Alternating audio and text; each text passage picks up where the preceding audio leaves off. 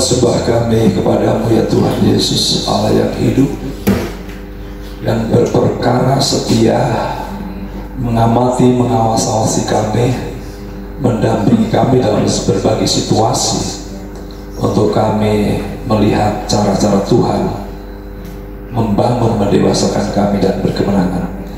Kami sambut firman-Mu pada pagi hari ini dalam nama hormat kemuliaan bagi Yesus Kristus Tuhan. Haleluya, amin. Silakan duduk ibu-ibu yang dikasihi Tuhan. Ya, kesaksian yang luar biasa. Makanya ibu jangan banyak lapor RI 1, lebih baik RT 1 langsung ditanggapi. Ya, oke. Tentu satu anugerah bisa ketemu dengan ibu-ibu semua. Rupanya ini banyak generasi penerus POM ya, yang senior-senior sudah pada sudah resign ya. Oke, luar biasa. Waktu saya merenungkan bagian firman Tuhan ini, sebenarnya saya mulai banyak menemukan keprihatinan atas generasi kita, terutama generasi Z sampai generasi A yang kebanyakan kita punya anak ya. Saya punya anak nomor 2 sekarang sekolah di Santa Maria ya, bukan BPK nggak bagus, mungkin lebih terjangkau uangnya di Santa Maria. Ya. Karena sekolah alat, tapi saya kira mendesain dan menyiapkan anak menghadapi segala sesuatu jauh lebih penting. Jadi saya punya anak, punya 2 teman dikeluarkan dari Santa Maria. Satu anak itu terkenal dengan masih SMA, stylish banget begitu, dandannya menor kayak artis. Dan satu lagi dulu teman di BPK juga yang kemudian memang si broken. Ya memang saya selalu katakan, nak, kamu hati-hati kalau nggak bisa mempengaruhi. Tapi anak saya selalu berpikir, kasihan sebenarnya mereka itu. Kalau saya jauhi, mereka makin banyak orang menjauhi. Kalau tidak, saya juga jadi hidup. Dan kemudian dia ceritakan, hampir mereka semua adalah broken home. Ya. Lalu saya sadar banget, dulu saya pernah punya kerinduan membuka semacam tempat untuk ajang gaul remaja, ajang share, di mana apapun keberadaan anak muda remaja tidak ditolak, diterima, tidak dihakimi, didengar. Dan itu sebenarnya menjadi sebuah perkumpulan kita. Dan waktu saya menyiapkan tema ini, harap ini menjadi sebuah keyakinan kita semua ya, bahwa yang kita persoalkan bukan apakah anak kita bisa dapat sekolah yang luar biasa. Syukur juga menyiapkan anak untuk gagal. Ya, kebanyakan kita hanya menyiapkan anak harus berhasil. Tidak pernah kita menyiapkan seandainya anak itu gagal. Ya, dan ibu bagus sekali. Ya, dan anak itu mengalami perubahan mindset. Itu bagus sekali. Karena kebanyakan kita ingin sukses, betul? Tapi kita tidak bersiap untuk melihat kegagalan situasi terjundangi. Dan pagi hari ini saya mengajak kita untuk merenungkan salah satu hakim yang saya beri tema, pecundang akhirnya menjadi pemenang. Pecundang akhirnya menjadi pemenang. Loser becomes winner. Ya. Saya sungguh diberkati Tuhan karena memang di sekolah kami dalam beberapa pertemuan ini, jadi kami menggemuli tentang tokoh-tokoh pada masa paling hancur, yaitu masa hakim-hakim. Tidak ada raja, tidak ada pemimpin yang memimpin seluruh suku, tapi dalam perjalanan hakim-hakim kami menemukan tentang orang-orang yang broken, yang hancur. Saya mau beritahukan bahwa bangunan pekerjaan Tuhan, kerajaan Allah yang diperkenalkan dalam kerajaan Israel, bahkan gereja, kebanyakan dibangun oleh batu-batu yang rusak. Ya, bukan batu-batu yang perfect, karena tidak ada batu yang perfect. Apalagi kalau yang dimasukkan batu ini adalah manusia. Saya terkagum paling tidak di kitab Hakim-Hakim itu ada 3 tokoh penting yang dapat porsi besar kisahnya dan memang paling jelek, dan disebut dalam kitab Ibrani pasal 11:32. Ya, itu adalah Gideon, Simpson, Barak kalau nggak salah. Ya, luar biasa. Dan waktu saya buka ada 3 tokoh besar memang Gideon, Simpson, dan Yefta. Sebentar kita akan belajar dari Gideon. Ya, mari kita lihat apa yang akan kita pelajari dari teks ini. Saya harap ini merubah juga persepsi kita terhadap anak kita, karena ibu-ibu sedang mendampingi anak-anak sekolah, bahkan mungkin juga suamimu, ya, bahkan mungkin diri kita. Yuk kita lihat Hakim-Hakim pasal 6 ayat 1-13. Mohon maaf ya, suara saya bocor, tapi hati nurani harap tidak bocor. Suara boleh bocor karena ini bukan asli saya. Ya, hampir 6 bulan saya harus mengakui saya mengalami GERD. Ya, hamba Tuhan kan boleh juga mengalami pergumulan hebat, bukan? Ya, betul ya. Jadi saudara tidak usah lihat batik dan bodi saya gagah, saya juga manusia yang bisa bergumul berat, karena memang 6 bulan ini diserahi Tiranus untuk melanjutkan kepemimpinan Pak Sijabat. Semua orang memberikan sambutan keren, Pak Mika meraih kesuksesan, Pak Mika meraih kehebatan. Apanya men? Saya bilang gitu. Makin diberi kesempatan memimpin, yang paling berat makin harus menjadi hamba, itu yang repot. Makin rendah itu paling berat.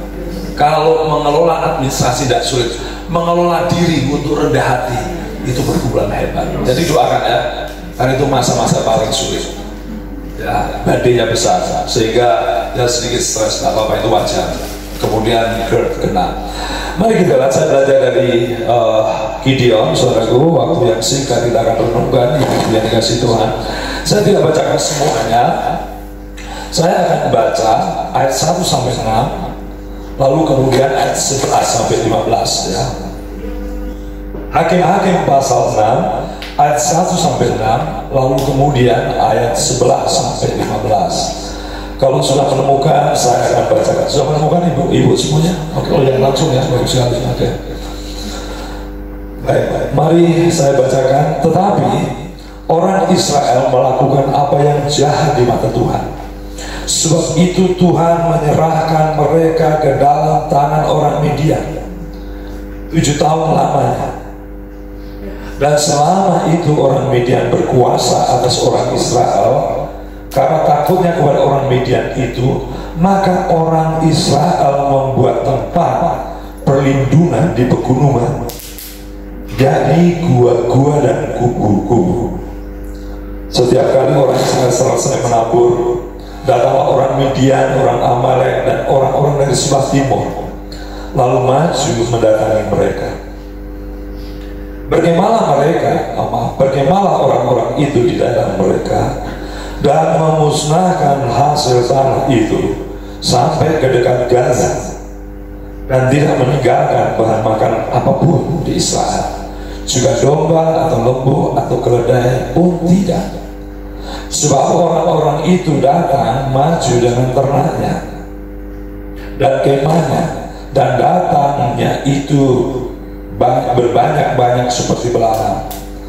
Orang-orangnya dan unta-untanya tidak terhitung banyaknya. Sekaliannya datang ke negeri itu untuk memusnahkannya, sehingga orang Israel menjadi sangat melarat oleh perbuatan orang Midian itu.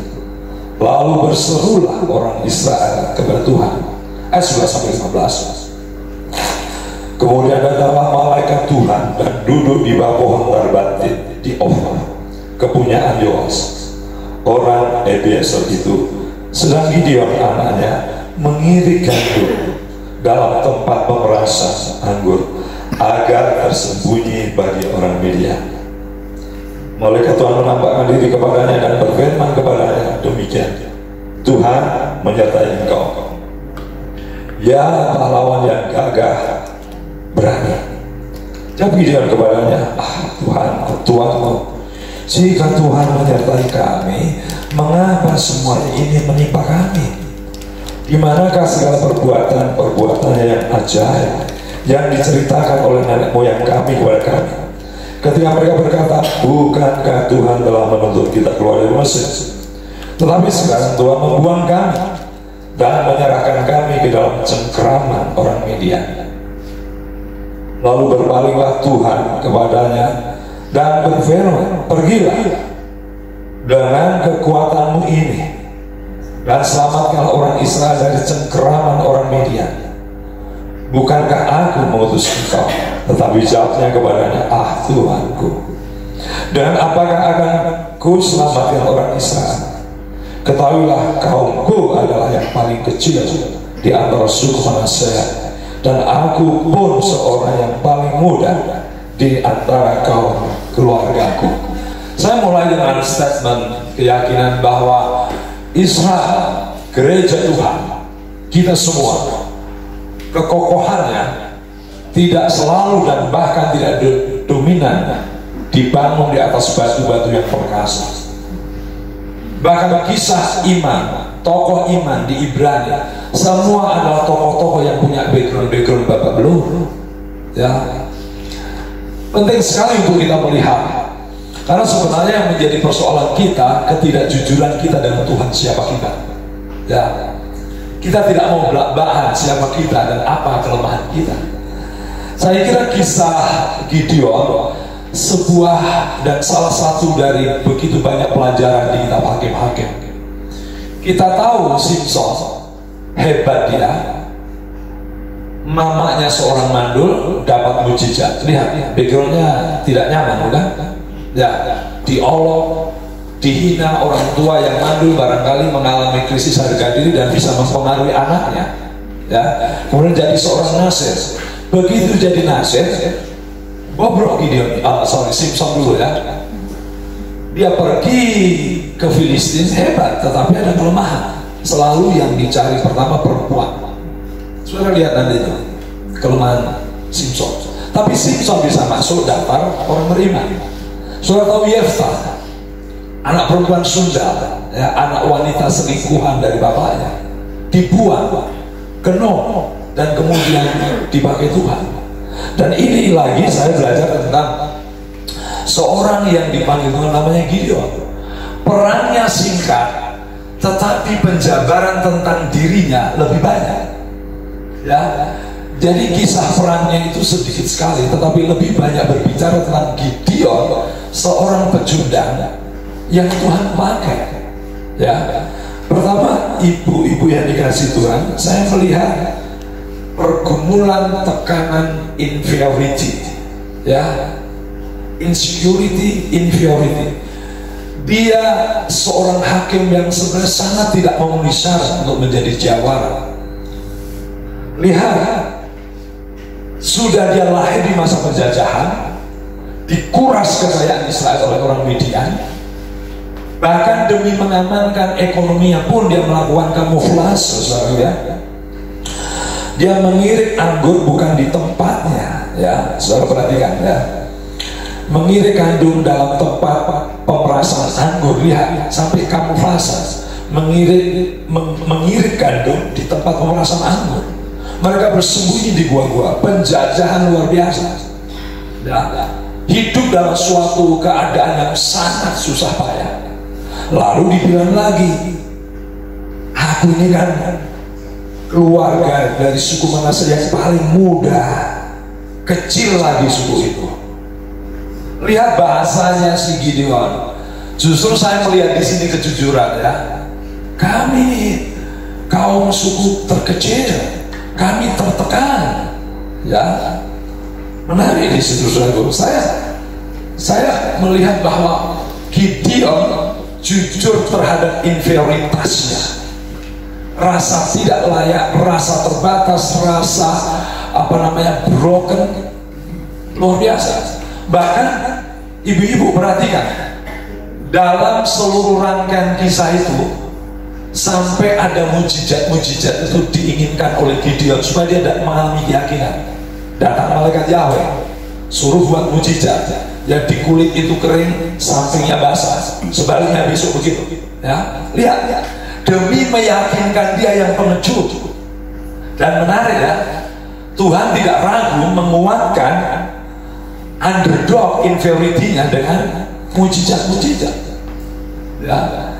Kemudian kita tahu juga ibu yang dikasih Tuhan, waktu perang pun dia siapkan 30.000 orang, tapi Tuhan bilang kurangi, yang takut pulang. Berapa yang pulang? 20.000. Tinggal 10.000. 10.000 suruh kurangi lagi. Bayangkan saudara, Tuhan seperti memain-mainkan hatinya. Sudah penakut, sudah coward, sudah inferiority. Seperti Tuhan saya mau bilang begini, kejujuran dia atas kelemahannya menjadi kesempatan supaya dia lebih mempercayakan diri pada Tuhan. Orang yang jarang mengakui dirinya lemah agak bahaya. Bahayanya apa? Kurang menyerahkan diri pada Tuhan. Betul? Saya lebih respect pada orang jujur, Pak, saya ada problem, saya ada masalah, daripada dia bergaya, no problem. Jadi saudara kalau ditanya, hari ini ada sukacita, tidak usah malu-malu. Yang bilang ada sukacita, saya sedang insecure, tidak apa-apa, jujur ya. Nanti kita lihat semua aman-aman, betul? Hati-hati, saya selalu katakan, Gideon jujur, sukuku terkecil, aku paling muda, kita terjajah, aku sampai harus mengkamuflase tempat pemerasan anggur saya pakai supaya tidak dihajar orang Midian. Dan memang benar, Gideon ini penakut. Saudara lihat di pasal 7 diungkap di situ, saudaraku, ayat 10 ya. Tetapi jangan kau takut untuk turun menyerbu. Tuhan tahu inferioritas, ketakutannya, kecemasannya, keterbatasannya. Ya, bahwa itu si kurang. Dan bahkan pada waktu menghancurkan mesbah penyembahan berhala pada pasal 6, itu pun cari kesempatan malam hari. Luar biasa. Kita melihat orang yang dipakai Tuhan yang sebenarnya hidup dalam inferioritas. Ya. Dan menarik, Tuhan tidak marah-marah kamu keterlaluan. Kamu itu kan anak Israel, Allah besar. Masa kau pengecut, masa kau penakut? Tidak. Tuhan tidak marah. Ini bagus sekali. Banyak kita kalau menghadapi anak kita ataupun mungkin suami ya, kita omongin suami saudara ya, mumpung ada di sini. Ya. Apaan kamu laki-laki? Apaan kamu ini? Kamu penuh kekurangan. Ya. Tapi lihat, Tuhan Allah sendiri mengerti kelemahan kita, mengerti kekurangan kita, dan Tuhan tidak menghakimi atas keterbatasannya. Tuhan menerima pengakuannya. Ini yang hebat ya. Ini hebat.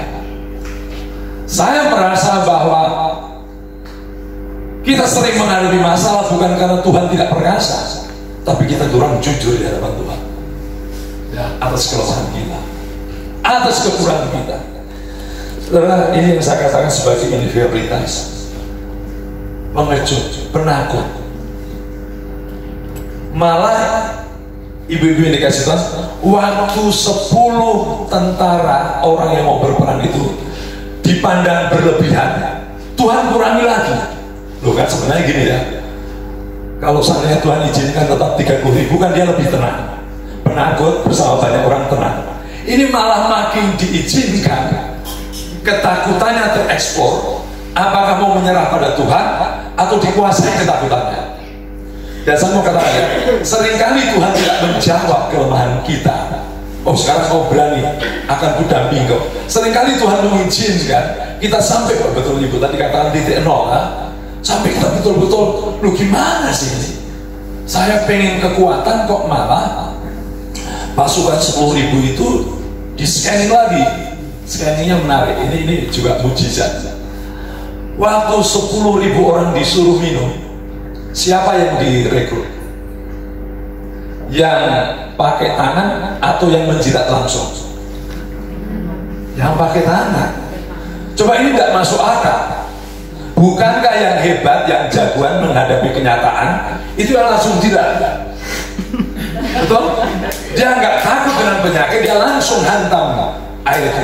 Mengapa itu tidak yang dipakai? Mungkin yang pakai tangan takut-takut ada bakteri atau apa.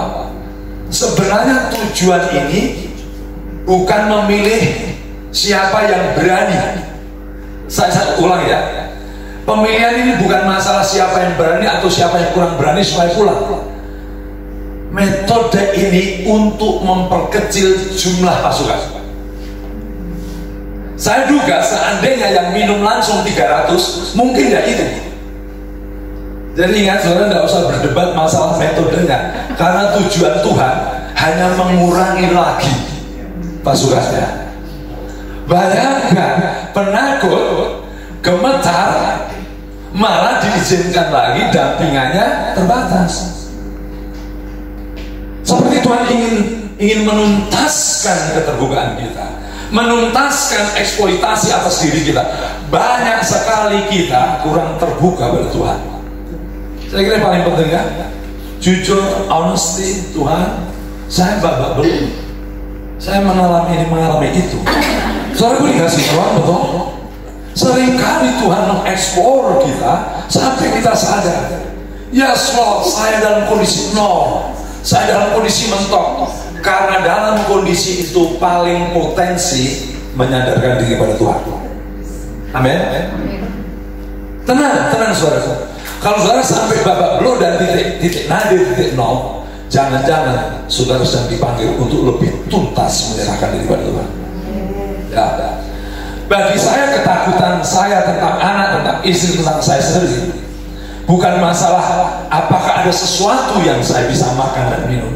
Yang saya takutkan kalau saya tidak menyerahkan Tuhan. Ya.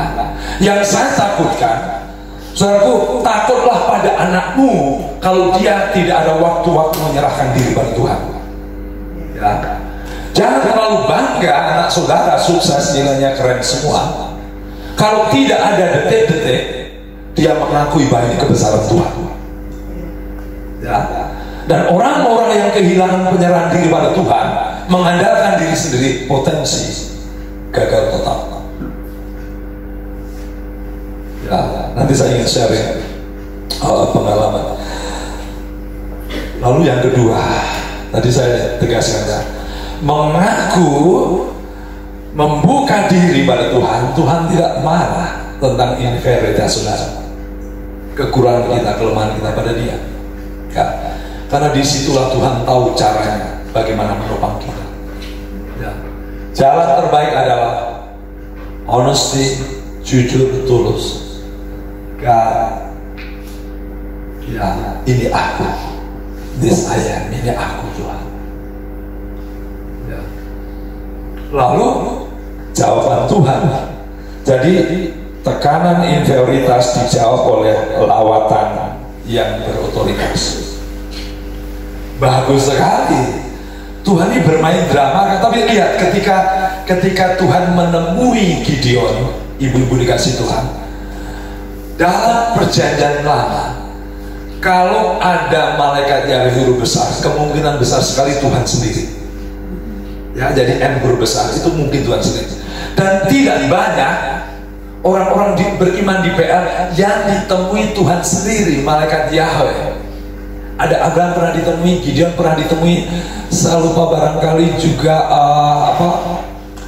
Simpson, malaikat yang kemudian Tuhan sendiri. Hebat ya.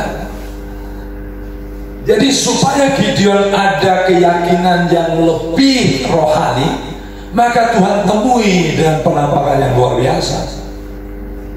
Kadang Tuhan ada utus malaikat biasa, M kecil, atau mungkin badai, atau mungkin penampakan. Ini Tuhan sendiri.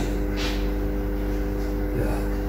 Kapan saudara bisa mengenal Tuhan dengan baik, dengan benar, dengan sejati? Saat saudara dan saya terbuka betul-betul kelemahan kita, baru kita bisa mengerti dengan Tuhan dengan benar. Lalu hebat saudara, kunjungan sang berotoritas ini kepada sang inferioritas, dibilang apa? Malaikat Tuhan menampakkan diri kepadanya dan berfirman, Tuhan menyertai engkau, ya pahlawan yang gagah perkasa. Saya baca ini aneh-aneh. Tuhan lihat pecundang Gideon, penakut, pengecut. Tuhan bisa bilang apa? Hai pahlawan yang gagah perkasa. Mantap ini ya. Dia tidak menimpuk beban, tetapi memberikan kepastian. Memang keadaanmu seperti ini, tapi kehadiranku meyakinkan kamu bahwa kau bisa menjadi pahlawan yang hebat. Kalau boleh sekarang bahasa sekarang itu ya apa dibilang, kamu bisa, kamu bisa. Bagus. Tetapi sebelum dia menyadari kelemahannya, jangan juga dibohongi dan kamu bisa, kamu bisa. Nah, nanti malah membuat depresi dia. Dia sadar dulu keterbatasannya, pengakuannya, lalu berharap pada Tuhan. Boleh kita baru mengungkapkan, yakinlah, kalau kamu sudah terbuka pada Tuhan, Tuhan pasti bisa membuat kamu perkasa. Kadang kita harus melewati lembah supaya kita merasakan ada di atas gunung. Kadang kita harus merasakan kerasnya jalan, kasarnya jalan, sebelum merasakan nikmatnya jalan halus. Amin. Jadi ibu-ibu yang dikasih Tuhan, tenang, jangan terganggu dengan situasi-situasi yang sulit. Karena itu hanyalah pijakan untuk Tuhan berbicara pada kita. Tuhan bilang, hei pahlawan yang gagah perkasa, bawalah pura. Dan waktu perang itu aneh, ibu-ibu dikasih Tuhan. Apa senjatanya? Shofar, trompet, sangkakala, dan buli-buli atau alat keramik yang kosong.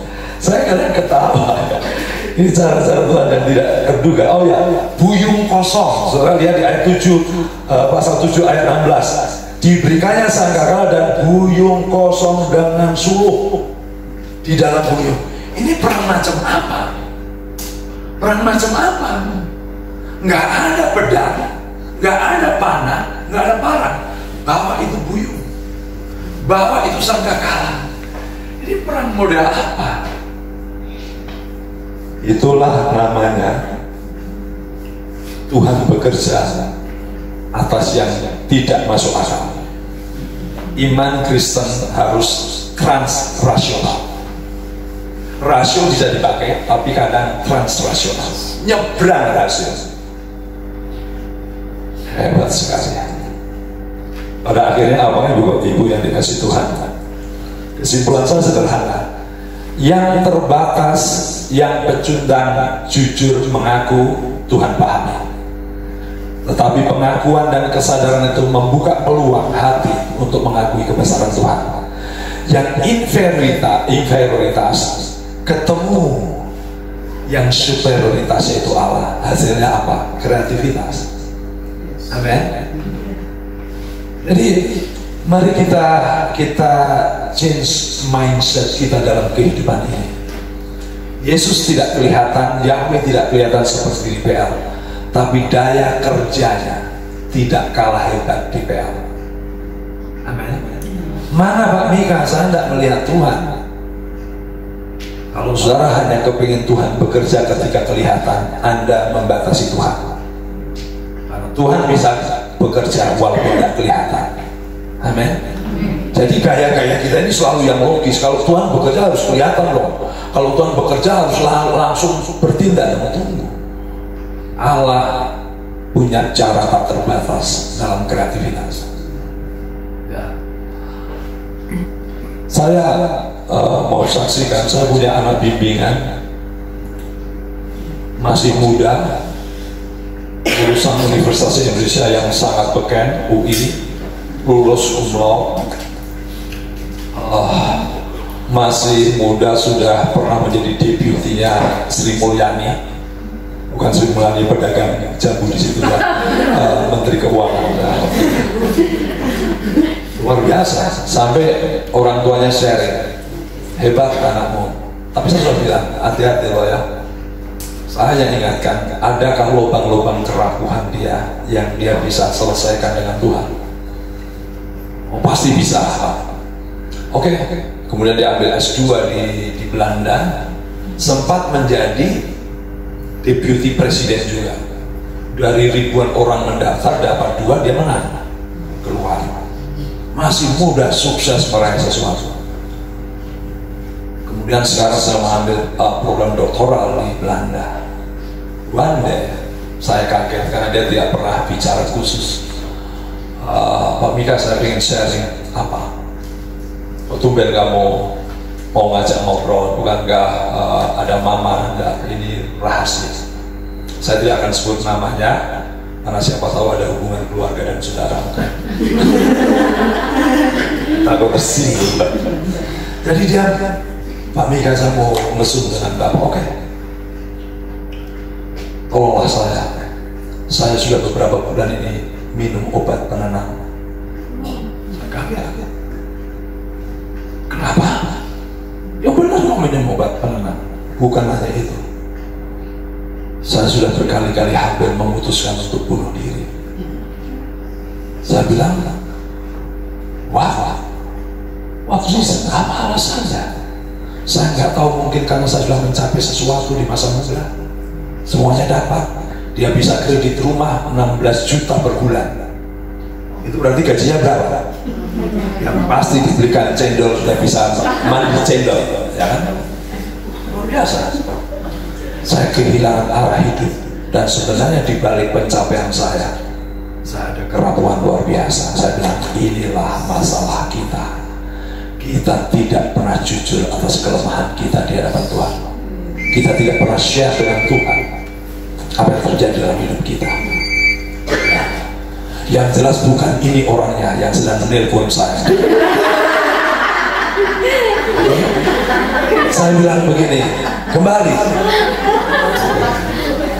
Saya bilang, tenang dulu. Sekarang saya tanya, kembali kepada hakikat hidup. Mengapa kau hidup? Apa yang paling penting bagi hidupmu? Apa yang paling berharga bagi hidupmu? Dan kamu tanya apa yang paling rapuh dalam hidupmu? Ya Pak, selama ini saya mencapai kesuksesan demi mama saya, demi papi saya. Saya dihajar habis-habisan semuanya, tapi sebenarnya saya bilang, inilah waktunya kamu berbicara tentang siapa dirimu di hadapan Tuhan. Kelemahanmu, kekuranganmu. Dan kau tahu, Tuhan tidak pernah mencela engkau, apalagi dengan kejujuran. Dia nangis, dan akhirnya beberapa bulan lalu menikah. Luar biasa, nggak jadi bunuh diri. Karena bunuh dirinya masih takut, masih sendiri kan. Bunuh diri kan sendiri ya. Menikah setelah menikah, itu dia. Semua apa yang kita akan hadapi, sekali lagi, dirimu dengan Tuhan. Apa yang terjadi dalam diri kita? Kelemahan, kekurangan kita. Kalau kita ketemu anak-anak kita, ibu-ibu, udah usah dicela, dipeluk. Jelaskan apa kelemahanmu, apa kekuranganmu, apa kemarahanmu. Saya begini-begini juga pernah dimarahin anak saya. Papi, nggak tahu, saya pusing. Saya cuma minta maaf. Saya terlalu cepat menegur kamu, kenapa kamu pulang terlambat. Saya bertobat, saya peluk anak saya. Minta maaf, Papa terlalu bersegera menilai kamu. Saya tidak mendengar apa masalahnya. Takut saya PR banyak. Barusan diputus pacar. Maaf, nah, ini persepsinya lain ya. Bukan pacaran lama. Baru ada cowok kenal tuh udah dianggap pacaran. Ya ada apa? Saya tidak mencela. Saya peluk dia. Saya mengerti persoalanmu, saya mengerti masalah. Dan nangis. Saya senang kamu menangis, menggumuli kelemahanmu, supaya kamu bisa mempercayai Papa. Amin. Ya. Yuk kita ada waktu ya. Seperti Tuhan pada Gideon. Hai pahlawan yang gagah perkasa. Luar biasa ya. Kepada anak-anakmu, datangi dia. Dalam kecapean, kelelahan, jangan saudara memprioritaskan untuk mencela. Nah, kelemahanmu apa? Apa yang mama perlu doakan? Suami pulang, langsung dicari dompet aja. Tapi aku bersyukur kamu berjuang, betul? Kamu lelah. Aku tahu kamu harus berkompetisi dan tidak mudah. Aku yakin bahwa segala kelemahan kita, kuasa Tuhan sempurna. Oke, mari kita tundukkan kepala. Berjuang menjadi pemenang. Hari-hari kita perlu lebih banyak jujur dengan Tuhan. Segala keterbatasan, inferioritas, saudara merasa inferior, itulah kesempatan kita membuka diri pada Tuhan. Tuhan sangat mengasihi saudara. Tidak mencela saudara. Tuhan sang otoritas yang superioritas punya cara untuk mengangkat kita dari lembah persoalan kekurangan kita, untuk melihat sinar kemuliaannya di masa mendatang. Masing-masing boleh berinteraksi dengan Tuhan Yesus. Ya ibu-ibu, masing-masing, dan kita jujur di hadapan Dia. Saya berikan waktu 1-2 menit untuk berbicara dengan Tuhan Yesus sebagai pribadi. Kamu juga terus berdoa. Engkau mengenal hidup dan diri kami. Kami dipanggil dan diselamatkan bukan untuk Engkau celah, tapi untuk Engkau selamatkan, Engkau pulihkan, Engkau angkat. Kadang kami merasa seperti pecundang, tapi kami percaya Tuhan punya maksud untuk kami berkemenangan. Karena duet kami, sang inferioritas dengan sang superioritas, lahirlah kreativitas. Terima kasih Pak Firman, Tuhan Yesus, dalam nama hormat kemuliaan bagi Yesus Tuhan kami berdoa. Amin. Waktu nanti saya kembalikan banyak worship di dalam Tuhan.